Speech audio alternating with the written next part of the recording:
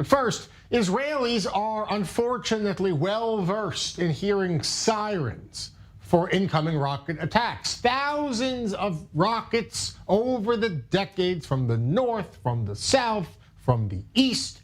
Israel's missile defense system has gotten much better over the generations. So too has the incoming rocket alert system. And now many Israelis rely on the popular Red Alert smartphone app to tell them about incoming danger. For the first time, the IDF is going to be using the danger sirens for earthquakes, not just missiles. Israel has a network of 120 seismic monitoring stations. They're on constant alert for seismic activity. Earlier this week, sirens blared out across several cities in a nationwide test for this system for earthquakes. The sirens were even accompanied by the word earthquake. With us now in studio, I-24 News correspondent Mary McAuliffe, who has been digging into this issue. Mary, is this a solution to a problem that doesn't exist, or this is actually necessary? Earthquakes are a problem here in Israel.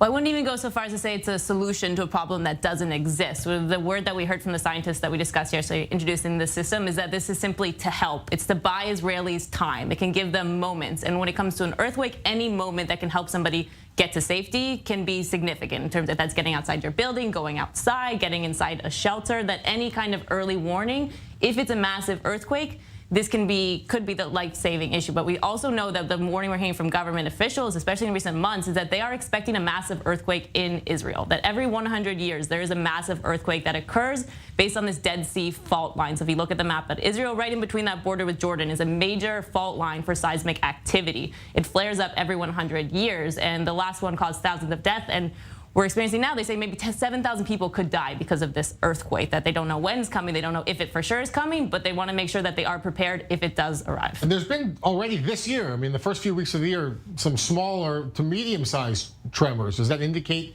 perhaps there's more movement in the seismic faults? So a year, there's probably a couple different minor ones. Just this week, last week we felt one. Those in northern Israel felt an earthquake. So this would be the kind of earthquake. It didn't even occur here in Israel. It was over in Cyprus, but still it was felt in Israel. This is the kind of thing that they would get an alert system. People would get on their phones to feel it. And this one, it doesn't feel so serious because most people just resembles those kinds of earthquakes. You look at somebody next to you, you say, did you feel that? But if a major one does occur, they want to make sure that they are prepared, that for a magnitude over 6+ magnitude that happens here in Israel. So that's when it would be activated at that level? Even the one that occurred in Cyprus last week, they would have gotten an alert on their phones if the system had been active. So it just went active yesterday. So now any minor earthquake, the sensors are very sensitive. They're located all along the borders, all along that Dead Sea fault line I mentioned.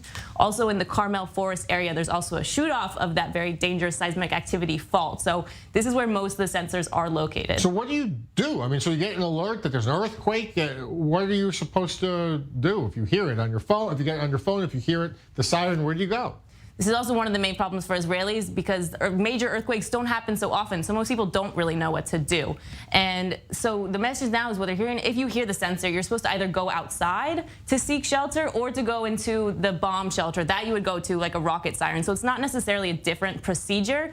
But it's also one of the messages we hear is that with the risk of building collapses here in Israel, that there are many buildings that are not up to code, and that this is a major safety issue. This was mentioned in the presentation from the seismologist, also from IDF Home Command, that this is also the major risk that a massive earthquake happens. So if you're in Tel Aviv, for example, with all these large buildings that you don't think are super safe, is outside the right place that you want to be? Maybe you will decide to go to a shelter. But again, it's sort of the confusing messaging that's coming out from IDF Home Front Command, because people, luckily, in the past few hundred years, or 50 or so years, we haven't experienced a massive earthquake. It hasn't really been an issue here. Yeah, brand new system being tested. Certainly going to take some adjustment for the public to get used to this. Mary, thanks so much for digging into this. Looking forward to your report also later on this evening. Great to have you.